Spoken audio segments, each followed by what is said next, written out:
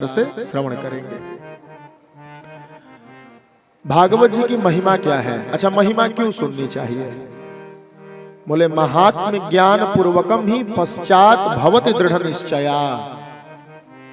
जैसे कोई बड़ा व्यक्ति स्टेशन पे आप बैठे, वो भी आपके बगल में आके बैठ गया और अब आप उसके बारे में जानते नहीं हैं, तो आपके पास बैठा रहेगा पर आप उसका लाभ नहीं ले पाएंगे। परंतु जैसे ही आप पहचान करें भैया ये तो प्रधानमंत्री के साथ रहते हैं, तो उनसे मिलने का आपका भाव बदल जाएगा। आप तुरंत उनके प्रति अपना आभार देने लगेंगे, आपका स्वभाव बदल जाएगा, आपका व्यवहार उनके प्रति बदल जाएगा। इसीलिए महिमा जानना जरूरी होता है, क्योंकि जब तक महिमा न जानी जाए गरिमा का बोध नहीं होता है, और बिना महिमा जाने किसी के प्रति प्रेम हमारा नहीं होता। बिना जाने हम प्रेम नहीं कर सकते। गोस्वामी पाद श्री तुलसीदास जी मानस में लिखते हैं, जाने बिनु न होई परतीति, जाने बिनु न होई परतीति, जाने बिनु न होई परतीति, जाने बिनु न होई परतीति, जाने बिनु न होई परतीति, बिनु परतीति होई नहीं प्रीति, बिनु परतीति होई नहीं प्रीति, बिनु परतीति होई नहीं प्रीति।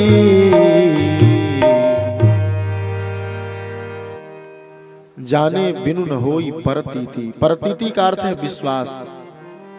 जब तक हम किसी को जानेंगे नहीं तब तक उस पर हमारा विश्वास नहीं होगा, और जब तक विश्वास नहीं होगा तब तक प्रेम नहीं होगा। हाँ, प्रेम और विश्वास दो चीज है, सुनने में एक जैसा लगता है, परंतु प्रेम और विश्वास में अंतर है। क्या अंतर है? बोले प्रेम किसी से होने में देर नहीं लगता। आपने उसे देखा, आपको भाग गया, बस प्रेम हो गया। प्रेम होने में देर नहीं लगता और टूटने में बरसों लग जाते। प्रेम जब हो जाए तो टूटता नहीं महाराज, परंतु जल्दी विश्वास किसी पे नहीं होता और विश्वास टूटने में देर नहीं लगता। आपने कुछ कहा, उसने नहीं किया, आपका विश्वास टूट गया। प्रेम होने में देर नहीं लगता, टूटने में देर लगता है, और विश्वास होने में देर लगता है, टूटने में देर नहीं लगती है। दोनों में बस छोटा सा अंतर है।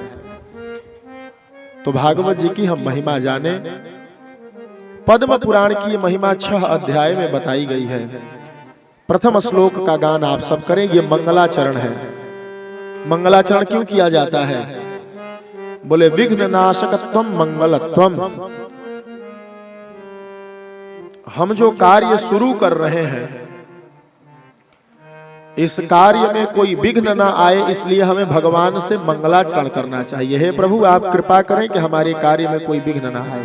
आप देखेंगे घर में तिलक विवाह होता है तो माताएं तिलक का गीत बाद में गाती है। पहले 4 को देवी जी का गीत, फिर शिव जी का, फिर राम जी का। ये क्या है? बोले ये मंगलाचरण है।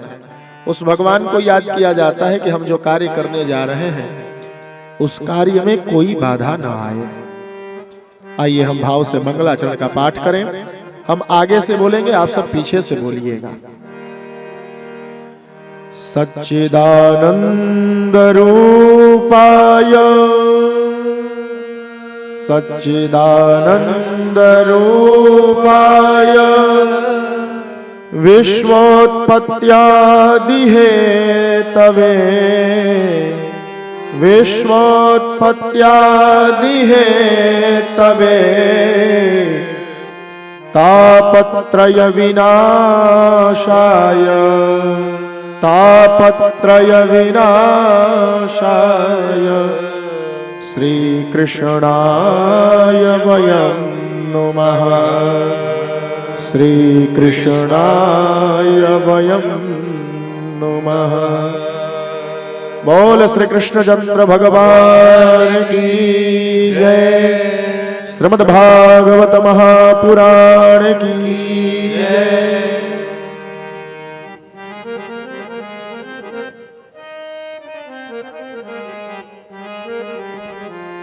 प्रथम श्लोक में भगवान श्री कृष्णचंद्र को स्मरण किया गया है। क्यों? बोले भगवान श्री कृष्ण ही परिपूर्णतमा अवतार हैं और ये भगवान श्री कृष्ण का ही ग्रंथ है। भगवान श्री कृष्ण को प्रणाम किया गया है। श्री कृष्णाय वयम नमः। श्री कृष्ण क्यों लिखा गया? बोले श्री का अर्थ है राधा रानी से। हमारे यहां एकोपासना नहीं होती। हम लोग भारतीय दर्शन में जुगलोपासक होते हैं। जुगल जोड़ी की उपासना हम करते हैं। हम केवल नारायण को नहीं मानते, हम लक्ष्मी नारायण को मानते हैं। हम केवल कृष्ण को नहीं मानते, हम राधा कृष्ण को मानते हैं। हम केवल राम को मानने वाले नहीं हैं, हम श्री सीताराम को मानते हैं। हम केवल शिव जी को मानने वाले नहीं हैं, हम गौरी शंकर को मानते हैं। हम जुगलोपासक हैं। तो व्यास जी ने कहा श्री कृष्णाय वयम नमः। श्री कृष्णाय का अर्थ बोले राधा कृष्णाय, राधा कृष्ण को प्रणाम किया। ये भगवान कैसे हैं? सच्चिदानंद रूपाय। भगवान कैसे हैं? इनका रूप कैसा है? हम कैसे माने कि भगवान कौन है? तो रूप बताया। किसी चीज को पहचानने के लिए दो विधि होती है।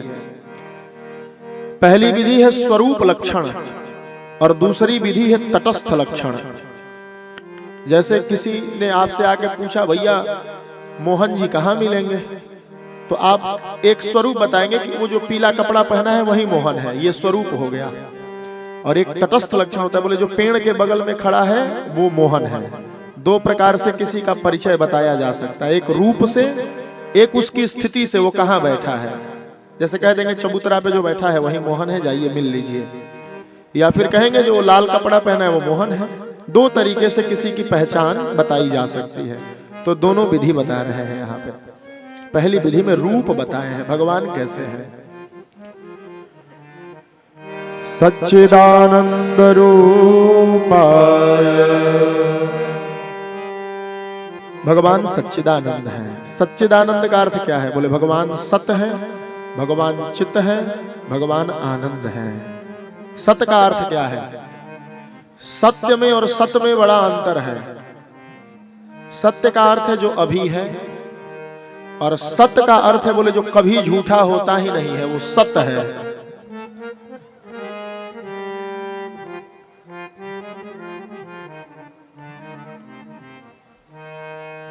समानम सर्वकालेषु सर्वावस्थासु शाश्वतम। जो सभी कालों में समान रहे। समानम सर्वकालेषु, और सभी अवस्थाओं में एक जैसा रहे। सर्वावस्थासु शाश्वतम। जैसे आप पानी को अगर सत्य मानते हैं तो ठंडी में पानी बर्फ बन जाता है और गर्मी में भाप बन के उड़ जाता है।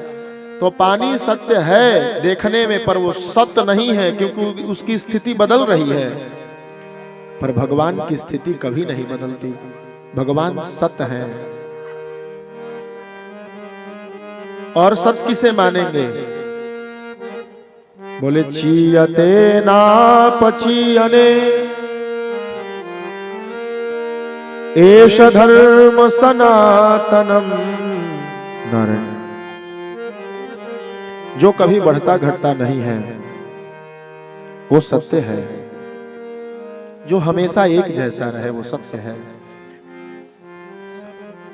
तो भगवान सत्य है। चित्त क्या है? बोले चित्त का दो अर्थ है। एक चित्त ज्ञान होता है और एक चित्त प्रकाश होता है। भगवान दोनों है। हम लोग कितना भी पढ़ जाए तो हम ज्ञानी हो सकते हैं, सर्वज्ञ थोड़ी हो सकते हैं। सब कुछ जानने वाले हम नहीं हो सकते। हम एक आध दो विषय के जानकार हो सकते हैं जितनी कृपा है। पर भगवान चित्त हैं, वो सर्वज्ञ हैं, वो सब कुछ जानते हैं। या फिर हमारे पास अपनी प्रकाश नहीं है। हम अंधेरी कोठरी में बंद कर दिया जाए तो हमारी आंख अपनी अंगूठी नहीं देख पाती है कि कहां गिरा है। इसका मतलब हम किसी के प्रकाश से चल रहे हैं। पर भगवान कैसे बोले, जो खुद प्रकाश है, उनको किसी के प्रकाश की आवश्यकता नहीं है, वो चित्त है। और तीसरा स्वरूप क्या है भगवान का, बोले भगवान आनंद है। आनंद का अर्थ क्या है? जो आनंद सिंधु सुख राशि, जो आनंद सिंधु सुख राशि, जो आनंद सिंधु सुख राशि,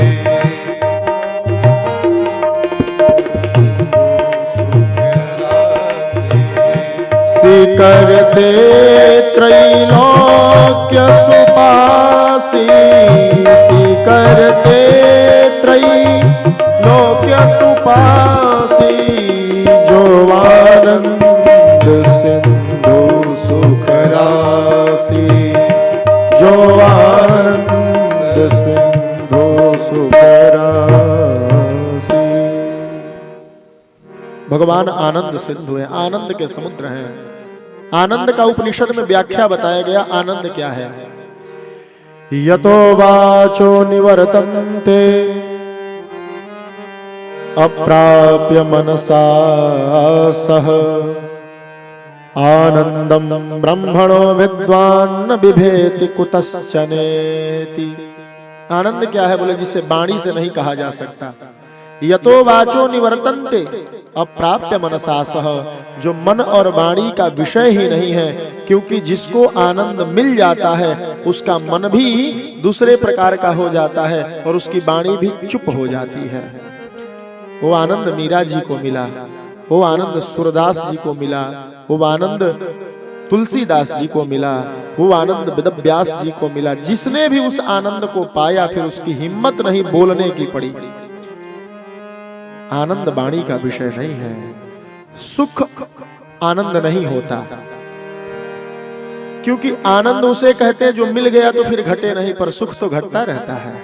अभी भूख लगा, इच्छा बनी हम खा लें, पेट भर गया तो फिर काम खत्म, और फिर भूख लग गई तो सुख खत्म। तो सुख आनंद नहीं होता। आनंद वो आनंद है जो कभी घटता नहीं है। तो भगवान कैसे हैं? बोले सच्चिदानंद रूपाय। भगवान का काम क्या है? विश्वोत्पत्त्यादि हेतवे। भगवान विश्व की उत्पत्ति करते हैं, भगवान विश्व का पालन करते हैं और भगवान विश्व का संहार करते हैं, और भगवान ही विश्व में अपने भक्तों को मोक्ष देते हैं। ये भगवान का काम है। ठाकुर जी को प्रणाम करने से लाभ क्या है? बोले तापत्रय विनाशाय। भगवान को प्रणाम करने से तीनों प्रकार का ताप नाश हो जाता है। ताप कितने हैं? बोले हम पाप 3 प्रकार से करते हैं। कायिक शरीर से पाप, वाचिक वाणी से पाप, मानसिक मन से पाप। शरीर का पाप क्या है? बोले चोरी करना, किसी को मार देना, झगड़ा करना, ये सब शरीर का पाप है। परपुरुष पर स्त्री का गमन करना। वाणी का पाप क्या है? बोले झूठ बोलना, गाली देना, अनर्गल प्रलाप करना, किसी की निंदा करना, ये वाणी का पाप है। और मन का पाप क्या है? बोले करना कुछ नहीं, केवल मन में सोचना उसके घर में आग लग जाता तो बड़ा बढ़िया रहता है। करना नहीं है, बस सोचना है, ये मन का पाप है। तो इन तीनों पाप से 3 प्रकार के ताप बनते हैं। जो हम शरीर से पाप किए हैं उसका ताप है दैहिक ताप। हमारे अंदर रोग हो जाएगा, अंग टूट जाएगा, ये सब शरीर के ताप है। दूसरा ताप है दैविक ताप। अचानक भूकंप आया, हमारा घर ढह गया, ये दैविक ताप। और तीसरा ताप है भौतिक ताप। सब कुछ रहेगा पर कमी महसूस होगा, अरे इतना कमा रहे हैं पर समझ नहीं आ रहा कहां जा रहा है, ये भौतिक ताप है। तो भगवान को प्रणाम करने से इन तीनों तापों से हमारी रक्षा हो जाती है। आप कहेंगे महाराज जी हमारे गांव में एक आदमी है, रोज पूजा करते हैं पर उनसे बड़ा दुखी कोई नहीं है। देखिए ऐसा नहीं है कि आप पूजा करेंगे तो आपके पास दुख नहीं आएगा। दुख आपके पूर्व जन्म के कर्मों का फल है, पर पूजा करने से क्या होगा? बोले उस दुख का प्रभाव आपके मन पे नहीं होगा। आप देखे होंगे पूजा करने वाले के 5-5 बेटियां हो जाती है, पर वो मुस्कुराता रहता है क्योंकि वो जानता है ठाकुर जी जो कर रहे हैं वो अच्छा कर रहे हैं। दुख वो जान रहा है कि मेरे पूर्व जन्म के किए हुए कर्मों से मिल रहा है, पर उस दुख में भी उसे विश्वास है कि मेरे साथ कुछ अच्छा होगा। यही है ताप। बोले उसके मन पर उस दुख का प्रभाव नहीं है। पूजा करने वाला व्यक्ति प्रत्येक स्थिति में प्रसन्न रहता है, चाहे स्थिति जैसी हो। यही तक साक्षात लाभ है भगवान को प्रणाम करने का। इसीलिए श्री कृष्णाय वयम नुमः। प्रथम श्लोक में भगवान को प्रणाम किया और दूसरे श्लोक में श्री सुखदेव स्वामी जी को प्रणाम किया है। यम प्रव्रजन्तमनुपेतमपेतकृत्यम्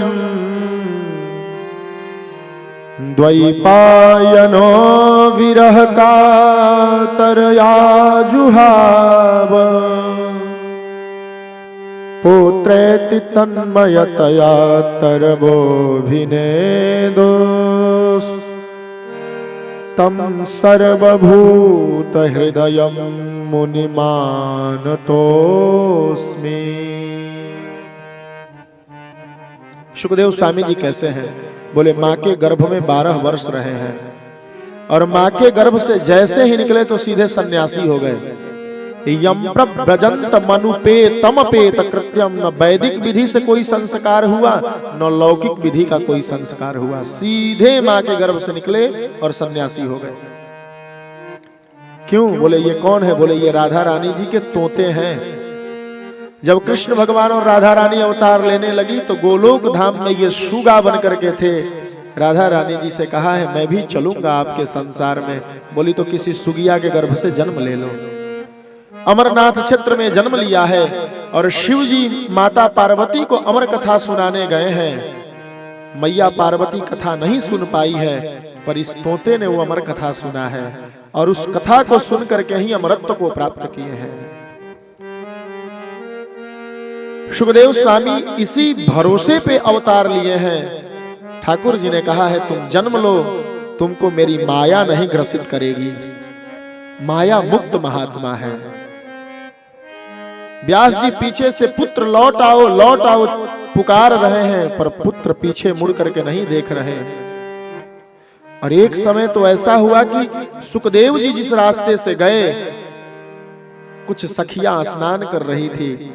सुखदेव जी को देख करके प्रणाम किया, पर व्यास जी उसी रास्ते से गए तो शरीर को ढक लिया। व्यास जी ने पूछा आप ये क्या कर रही हो? अभी मेरा 12 वर्ष का जवान लड़का गया तो उससे आपको लज्जा नहीं आई, और मैं तुम्हारे दादा के उम्र का हूं और मुझसे तुम्हें लज्जा आ रही है। सखियों ने कहा बाबा आपका बेटा तो जानता ही नहीं कि पुरुष क्या होता और स्त्री क्या होती है। वो तो माया से मुक्त है, तो उससे लज्जा कैसी?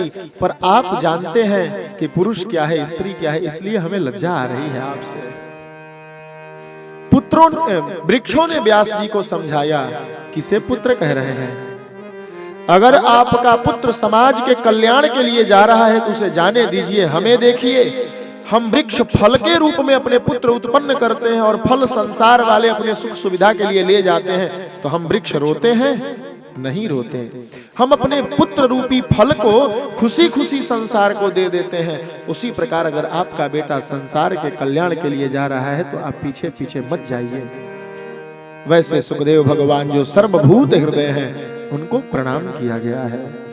बोल श्री सुखदेव भगवान की जय। यह कथा नैमिषारण्य में सुनाई गई। यह नैमिषारण्य क्या है?